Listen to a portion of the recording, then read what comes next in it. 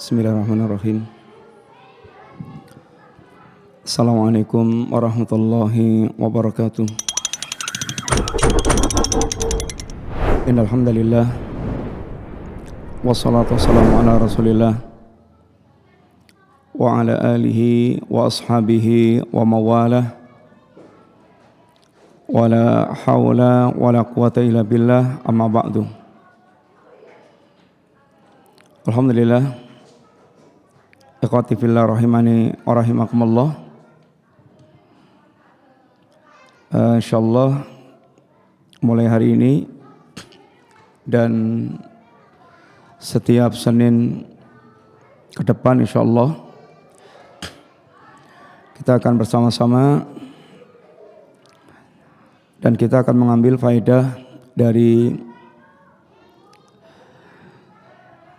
kitab salah seorang murid Syekh Albani rahimahullah ta'ala, yaitu Aqidah Awalan Law Kanu Ya'lamun.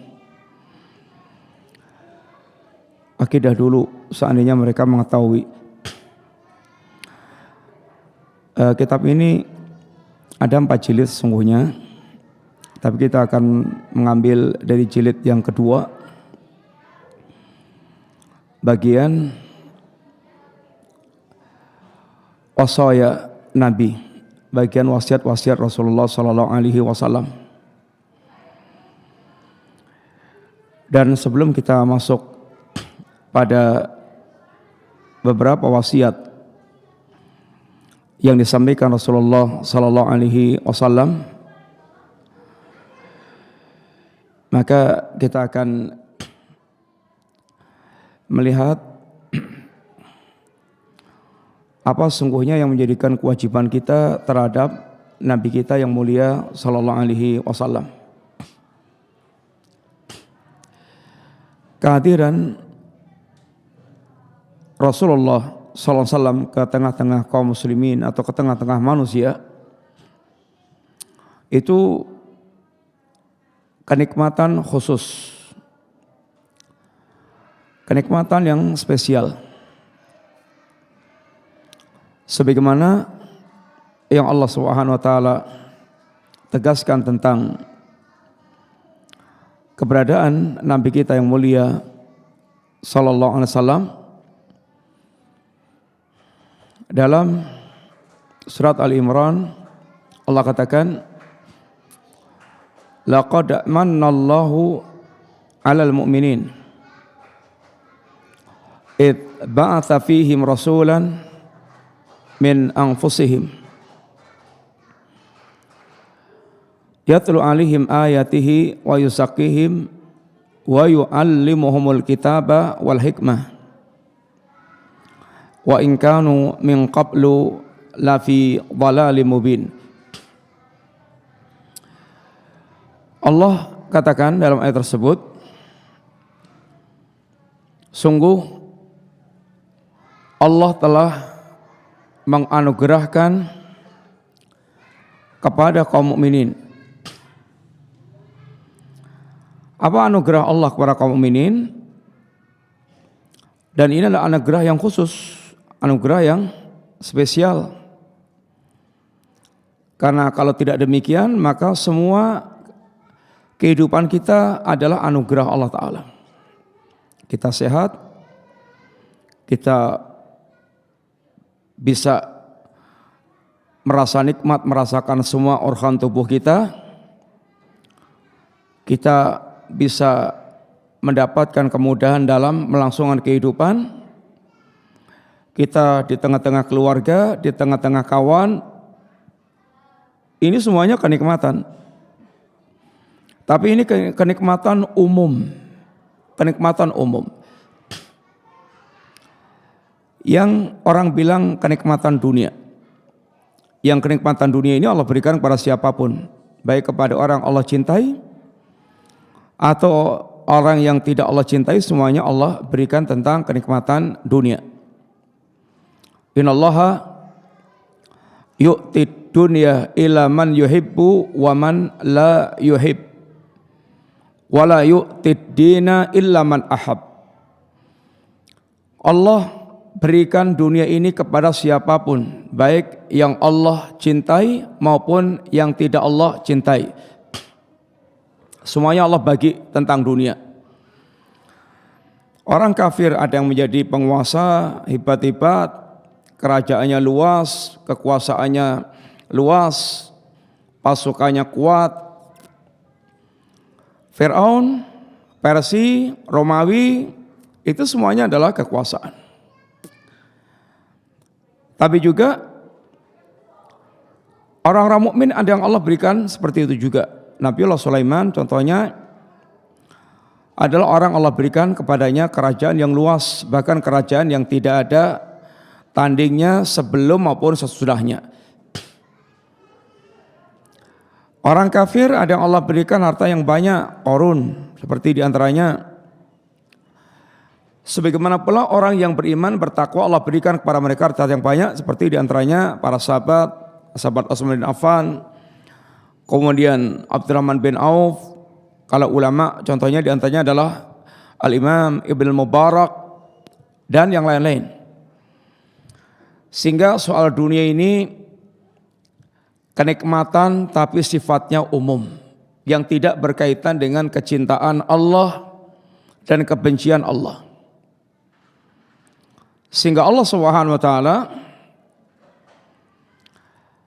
meluruskan pemikiran orang-orang yang salah tentang pemberian Allah yang berkaitan dengan perkara dunia. Fa ammal insanu idza mabtalahu rabbuhu fa akramahu wa na'amahu fayaqul rabbi akraman. Wa amma idza mabtalahu faqaddara alaihi rizqahu fayaqul rabbi ahanan. Kalla. Allah katakan manusia itu apabila diuji oleh Allah Ta'ala, perhatikan ayat awalnya, idza mabtalahu, apabila Allah mengujinya. Dengan apa? Dengan nikmat-nikmat yang beruntun yang Allah berikan kepada mereka. Komentarnya apa? Rabbi akraman, Rabbku memuliakanku, Rabbku memuliakanku, mencintaiku. Tapi apabila diuji dengan dibatasinya urusan-urusan rezeki dunianya, apa yang mereka katakan? Rabbi ahanan, Rabbku menghinakanku. Allah katakan, kalla, enggak begitu. Urusannya bukan soal kecintaan Allah, urusannya bukan kebencian Allah, tapi urusannya adalah ibtila, yaitu ujian Allah Ta'ala. Maka dikatakan, idza mabtalahu rabbuhu, apabila Allah mengujinya. Ada yang diuji dengan kemudahan urusan dunianya, ada yang diuji dengan kesulitan urusan dunianya. Yang dimudahkan maupun yang disulitkan itu semuanya adalah ujian dari Allah Subhanahu wa taala. Bahkan sebagian orang yang mereka justru super durhaka kepada Allah, oleh Allah malah dunia dibuka luas-luas untuk mereka. Itu yang dikenal dengan istidraj dalam bahasa Al-Quran, ungkapan Al-Quran, ataupun dalam hadis Nabi Sallallahu Alaihi Wasallam, yang Allah katakan sanastadrijuhum min haitsu la ya'lamun, akan kami istidraj mereka dari arah yang tidak mereka sangka-sangka. Falamma nasu ma dzukiru bih, ketika mereka ini melupakan peringatan Allah, dia lalai, dia tenggelam dalam kelalaian, mereka hidup dengan selera hawa nafsunya, mereka tidak pedulikan agama. Apa yang justru Allah akan berikan pada mereka? Fatahna alaihim abwaba kulli syai'. Justru Allah akan bukakan segala pintu kesenangan. Justru Allah akan bukakan bagi mereka segala pintu kesenangan. Dia mendapatkan apa yang dia inginkan. Sehingga mereka semakin menjadi-jadi dalam kelalaian mereka, tenggelamnya mereka dalam kelalaian. Hatta idza farihu bima utu, hingga ketika mereka sedang bersenang-senang, bahkan di puncaknya bersenang-senang dengan pemberian Allah Subhanahu wa taala, akhadnahum baghtatan fa idza hum mublisun, kami timpakan kepada mereka azab yang sekonyong-konyong, yang datang dengan tiba-tiba, serta merta mereka pun putus asa dari azab Allah Subhanahu wa taala. Maka urusan pemberian dunia itu ya harta, ya jabatan, ya anak-anak, istri, dan segala perlengkapan pernak-pernik kehidupan dunia, itu tidak ada kaitannya dengan kecintaan dan kebencian Allah Ta'ala. Bahkan sebagian orang-orang yang Allah cintai justru Allah uji dengan berbagai macam kesulitan-kesulitan. Nabiullah Nuh seorang nabi, tapi Allah uji Nabiullah Nuh dengan sakit yang bahkan puluhan atau belasan tahun. Demikian pula Nabiullah Yusuf, bagaimana Allah uji dengan kesulitan yang pernah dialaminya, dari dimasukkan ke sumur, kemudian dijual sebagai budak, kemudian menjadi budak, kemudian sempat dipenjara. Cukup panjang waktunya, puluhan tahun, dari anak-anak kecil, dari masih kecil, sampai Nabi Yusuf siap untuk kemudian menjadi seorang Perdana Menteri atau bendahara negara. Panjang waktunya diuji Allah Ta'ala. Dan Nabi kita mengatakan, idza ahabballahu abdah ibtalahu. Jika Allah Subhanahu wa taala mencintai seorang hamba, justru Allah akan menguji hamba tersebut. Sehingga sekali lagi bahwasanya urusan dunia ini tidak ada kaitannya dengan kecintaan Allah Ta'ala. Seandainya orang-orang yang Allah cintai itu Allah berikan dunia, itu akan penuh dengan keberkahan. Karena keberkahan itu bersama dengan ketaatan yang mereka lakukan.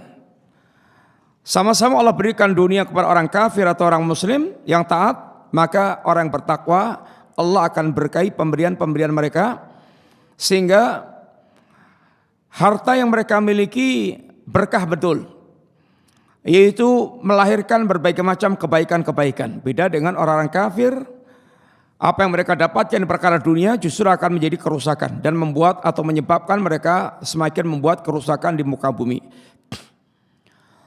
Wala yu'tid dina illa man ahab. Dan Allah tidak akan berikan dunia ini, Allah tidak akan berikan agama ini kecuali kepada orang yang Allah kehendaki. Allah tidak akan berikan dunia ini, Allah tidak akan berikan agama ini kecuali kepada orang Allah kehendaki, yang Allah cintai.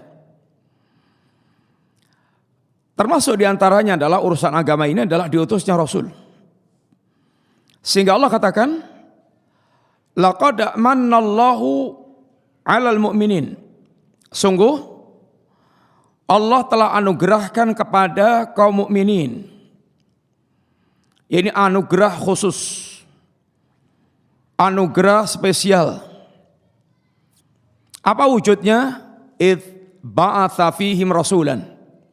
Yaitu ketika Allah Subhanahu wa taala mengutus kepada mereka seorang rasul.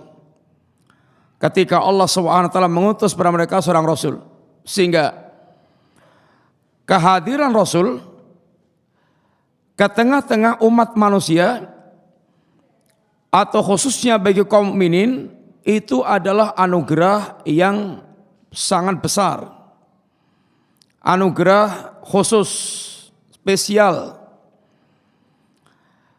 Kedatangan Rasul yang merupakan anugerah Allah ini bukan semata-mata karena kehadiran jasadnya, tapi kehadiran fungsi kedatangan Rasul yang kedatangannya yatlu alaihim ayatihi, dalam rangka untuk membacakan ayat-ayat Allah Ta'ala, dalam rangka untuk membacakan ayat-ayat Allah Ta'ala, membimbing mereka membaca ayat Allah dari mengajarkan bacaannya, mengajarkan maksud dan tujuannya yang disebut dengan tadabbur, sampai kemudian mereka dituntun mewujudkan yaitu isi kandungan ajaran tersebut. Karena tilawah, tala yatlu tilawatan, makna aslinya adalah ittiba, yaitu mengikuti. Sehingga Allah ketika bersumpah dengan bulan, apa kata Allah? Wal qamari idza talaha, dan bulan, dan demi bulan ketika bulan ini mengikutinya. Sehingga tilawatul Quran itu tahapannya adalah membaca hurufnya, kemudian memahami isi kandungannya, sampai kemudian dia ittiba, mengikuti apa yang menjadi ajaran dari ayat tersebut. Ini baru katakan yatlunahu haqqa tilawati. Mereka membaca kitab dengan sebenar-benar bacaan, yaitu dari membaca hurufnya, membaca yaitu tadabbur, memahami kandungan maknanya, sampai mengamalkan isi kandungannya. Sehingga kata Al-Imam Al-Hasan Al-Basri ketika mengomentari orang-orang di zaman beliau, apalagi di zaman kita, mereka diperintahkan Allah untuk mengamalkan Al-Quran, tapi mereka menjadikan bacaan Quran sebagai amalan. Apa maksudnya, kawan? Mereka diperintahkan Allah untuk mengamalkan Al-Quran, tapi mereka menjadikan bacaan Quran sebagai amalan. Apa maksudnya? Maksudnya gimana? Bayu, maksudnya gimana? Mereka diperintahkan Allah untuk mengamalkan Al-Quran, tapi mereka menjadikan bacaan Quran sebagai amalan. Antum? Gimana? Ya mereka sekedar berhenti pada membaca. Sehingga kalau urusan bacaan Quran, Masya Allah, meluruskan bacaannya itu sampai kayak meluruskan anak panah. Tahu anak panah? Anak panah itu harus lencang, lurus, ujung sampai pangkal. Kemudian kalau di belakang itu ada sewiwinya, ada sayapnya. Sayap ini harus seimbang kanan kiri. Kalau ininya enggak lurus, juga ininya enggak seimbang, itu larinya bakal bengkok, enggak lenceng lurus. Kalau soal bacaan Quran, Masya Allah, belajarnya itu sampai detailnya itu super mendetail. Tapi hanya berhenti di situ. Dia belum menunaikan kewajiban terhadap Al-Quran, harusnya naik lagi tadabbur sampai kemudian dia bisa mengamalkan isi kandungan Al-Quran tersebut. Kedatangan Nabi yatlu alihim ayatihi, dalam rangka untuk membacakan kepada mereka ayat-ayat Allah, sehingga mereka tahu ayat Allah, mereka faham dan mereka bisa mengikuti ayat tersebut. Wa yuzakkihim, dan membersihkan jiwa mereka. Ibaratnya mempersiapkan lahan. Hati kita itu tempat turunnya hidayah. Hati kita ini kayak tanah. Kalau Anda ingin bibit yang ditanam itu subur, bisa tumbuh berkembang bagus, maka lahannya, medianya harus bagus, subur. Kalau Anda tanam biji unggul itu di atas batu atau di atas tanah yang tandus, ini tidak akan tumbuh. Anda kalau ingin menanam bibit-bibit keimanan untuk bisa tumbuh berkembang, zakah, tazkiyatun nafas, nafsun zakiyah, jiwa yang zakiyah, yang bersih. Itu maksudnya apa? Zakah itu arti aslinya adalah tumbuh berkembang. Tumbuh berkembang. Jiwa yang bersih itu artinya jiwa yang situ akan tumbuh berkembang berbagai macam ketaatan-ketaatan Allah, sehingga tumbuh berkembang tinggi, sehingga dia semakin tinggi kedudukannya di hadapan Allah Subhanahu wa taala. Maka dikatakan qad aflaha man zakkaha. Sungguh beruntunglah orang yang mereka membersihkan jiwanya, menyucikan jiwanya, yang menjadikan jiwanya bersih, subur, kemudian benih-benih yang ditanam itu menjadi tumbuh, berkembang, sehingga dia semakin tinggi kedudukannya di sisi Allah Ta'ala. Dengan ketaatan-ketaatan yang mereka lakukan, dengan suburnya ketaatan-ketaatan di hati mereka. Sebaliknya, waqad khaba man dassaha, dan rugilah orang yang mereka mengotori jiwanya. Man dassaha, tatsiyah itu maknanya ikhfa. Semakin dia menenggelamkan diri, mendelep orang dengan apa? Dengan maksiat yang mereka lakukan.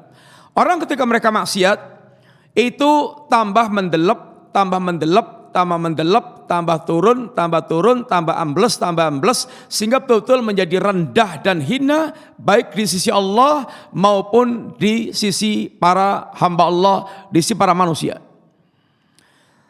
Nabi tugasnya juga membersihkan jiwa manusia, sehingga bagaimana jiwa manusia itu betul-betul bisa tumbuh berkembang segala macam ketaatan-ketaatan, sehingga hidup itu betul-betul makmur dengan berbagai macam kebaikan-kebaikan.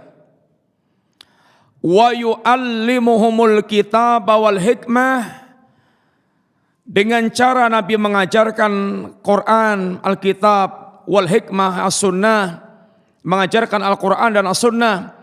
Dengan itu jiwa akan menjadi bersih, jiwa akan tumbuh berbagai macam ketaatan-ketaatan, sehingga betul-betul jiwa akan ini mewujudkan sebagai hamba Allah yang mengamalkan apa yang diajarkan oleh Allah Subhanahu wa taala. Fungsi inilah yang merupakan anugerah yang besar dari Allah kepada manusia. Wa in kanu min qablu la fi dhalalim mubin, sebelum kedatangan Rasul yang mengajarkan Quran dan Sunnah, membersihkan jiwa mereka sehingga tumbuh berkembang berbagai macam ketaatan-ketaatan kepada Allah Ta'ala, sehingga hidup diwarnai dengan tauhid, dengan sunnah, dengan ketaatan-ketaatan. Mereka ini semuanya berada dalam kesesatan yang nyata. Mereka berada dalam kesesatan yang nyata. Mereka berada dalam kesyirikan, kekafiran, kebid'ahan, kemaksiatan, yang semuanya adalah dunia jahiliyah. Dalam dunia kesesatan. Karena mereka hidup dengan kebodohan, sehingga mereka berada dalam kegelapan. Sehingga keberadaan Nabi ini adalah kenikmatan besar bagi umat manusia, yang tanpa kehadiran Nabi maka manusia arah kehidupan mereka hanya ke arah kehidupan binatang. Pendidikan yang tidak diajarkan risalah agama itu hanya akan membimbing, menuntun manusia kehidupan ke arah kebinatangan. Oleh karena itulah Allah jadikan kehadiran Nabi sebuah kenikmatan yang sangat besar bagi umat ini. Ikhwan billah, maka Allah menyebut kehadiran Nabi sebagai rahmatan lil alamin, sebagai rahmat bagi seluruh alam, yang merupakan kasih sayang Allah Subhanahu wa taala bagi seluruh alam. Bahkan semua makhluk, baik yang kafir sekalipun, merasakan rahmat Allah Subhanahu wa taala berkaitan dengan kehadiran Rasulullah sallallahu alaihi wasallam. Bagaimana Nabi menjadi rahmat bagi alam semesta, bahkan termasuk orang kafir dan orang munafik, ya.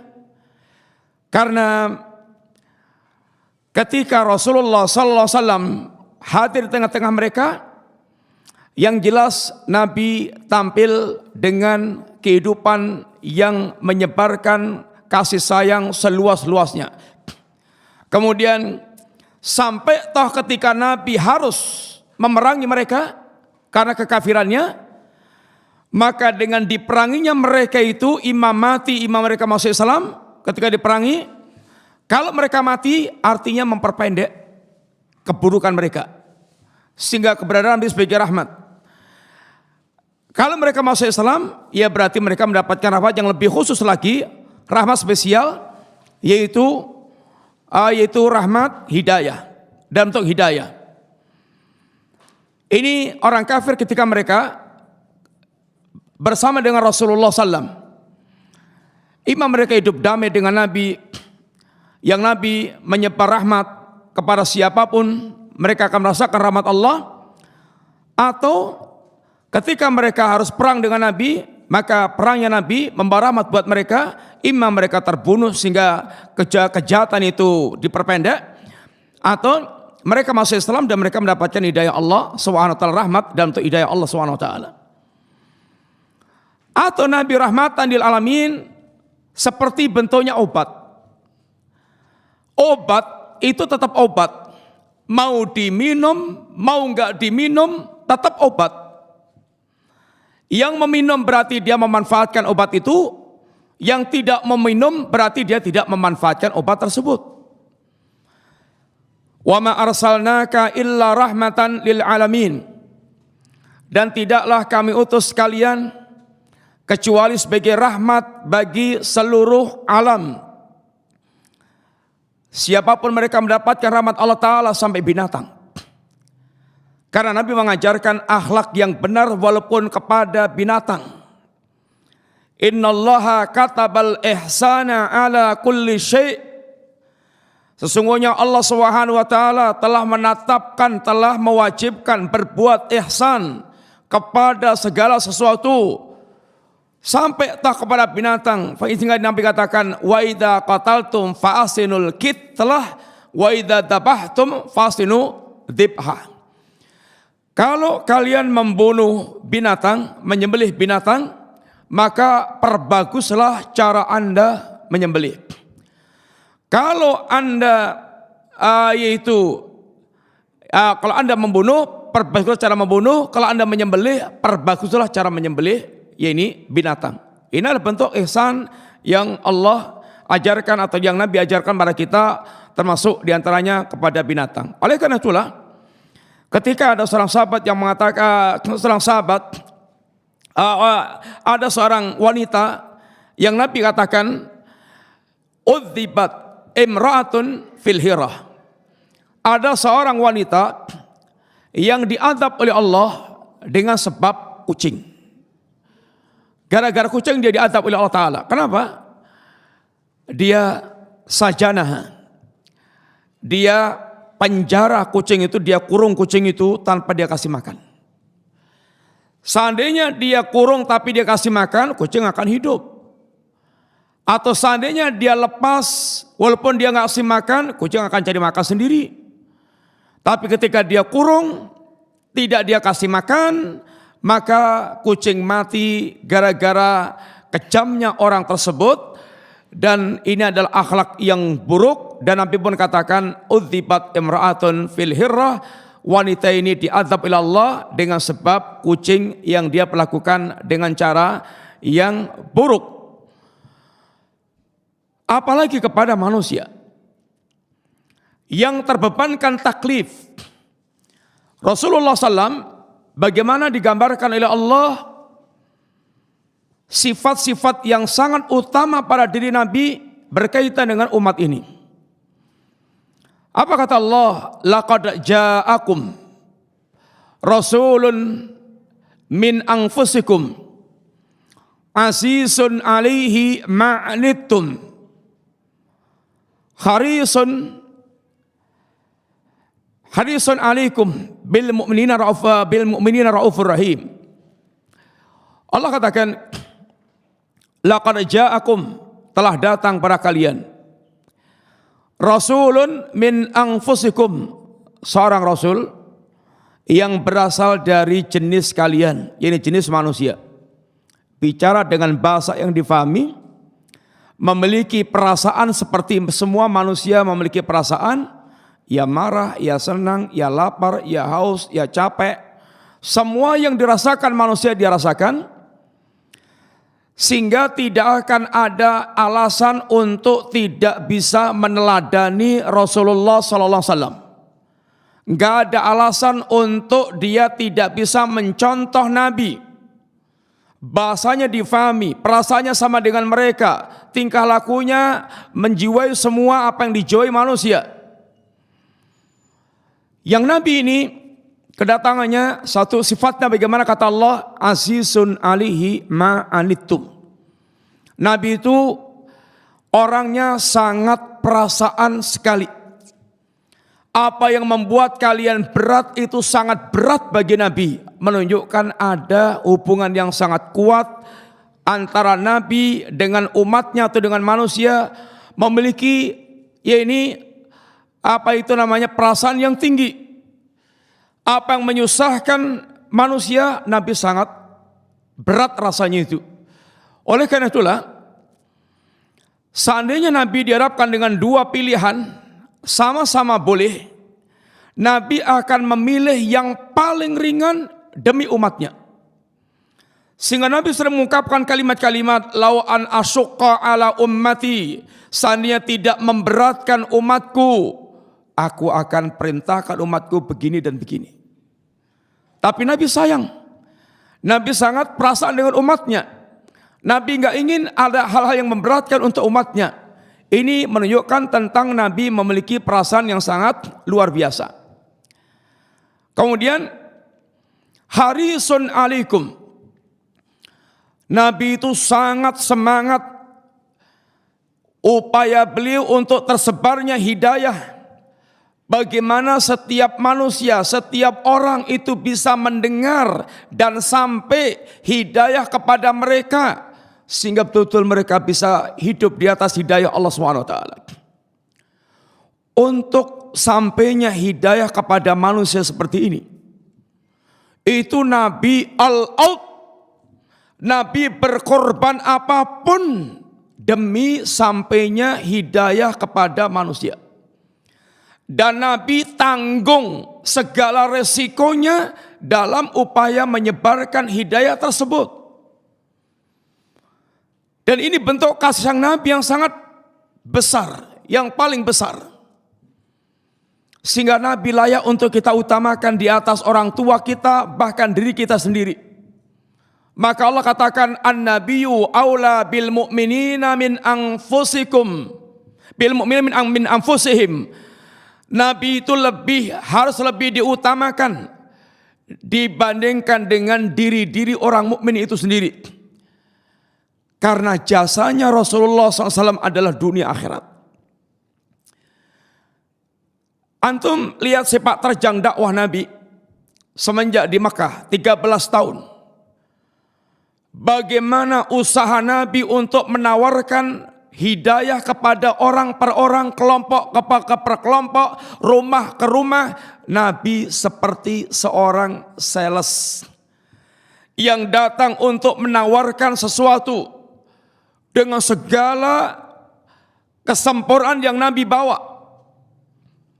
Kemudian Nabi mendapatkan caci makiat, perlakuan yang sangat buruk, perlakuan-perlakuan yang sangat keji, dan Nabi semuanya tanggung dengan penuh kesabaran. Nabi tidak membalas buruk kepada mereka. Nabi diumpat-umpat dengan kalimat-kalimat yang sangat tidak pernah ada pada dirinya. Majnun, kadzab, sahir, syair, dan yang semisalnya. Nabi diludahi, Nabi ditindih pakai kotoran hewan, kemudian Nabi dipukul, Nabi kemudian diusir, bahkan mereka ingin bunuh.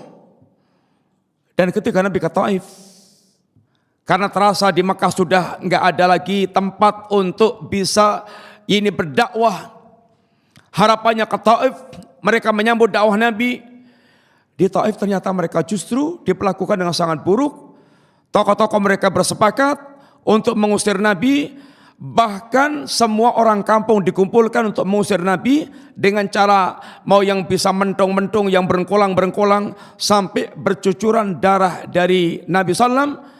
Bahkan Nabi ketika ditawari malaikat untuk menghancurkan kaum Taif dengan diangkatnya gunung itu, Nabi bahkan berikan udzur dan punya harapan tersendiri berkaitan dengan kampung Taif.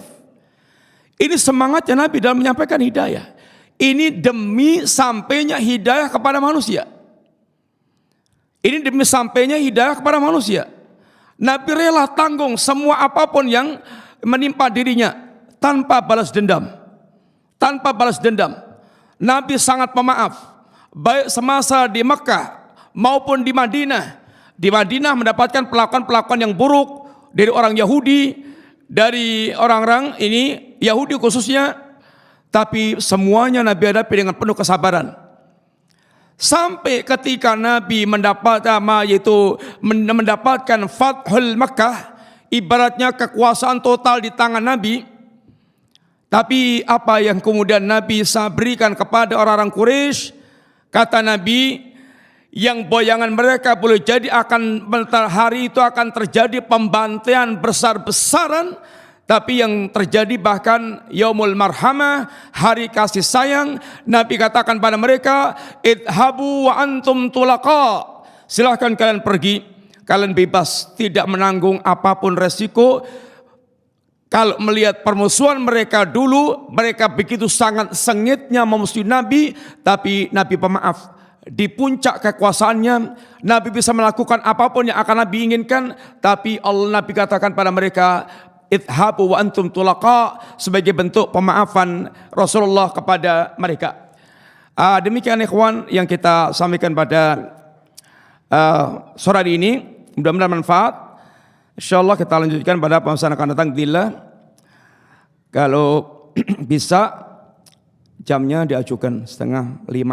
Jadi 4:30 diusahakan antum sudah bisa ini kumpul, dan mudah-mudahan pelajaran kita bisa sedikit lebih banyak. Demikian ikhwan, kita cukupkan dulu. Mudah-mudahan Allah menerima amal kita hari ini dan menjaga kita di hari kedepannya, khususnya di 10 awal bulan Dzulhijjah, hari yang lebih penekanan pada tazkiyatun nafas, bagaimana membersihkan kita dari kezaliman, bagaimana membangkitkan semangat kita untuk beramal, yang mudah-mudahan akan menjadi bekal untuk hari berikutnya memiliki kebiasaan semangat untuk beramal saleh seperti 10 awal bulan Dzulhijjah. Jazakumullah khair. Wassallallahu ala nabiyyina Muhammadin wa ala alihi washabihi wasallam. Subhanakallahumma wa bihamdika asyhadu an la ilaha illa anta astaghfiruka wa atubu ilaik. Assalamualaikum warahmatullahi wabarakatuh.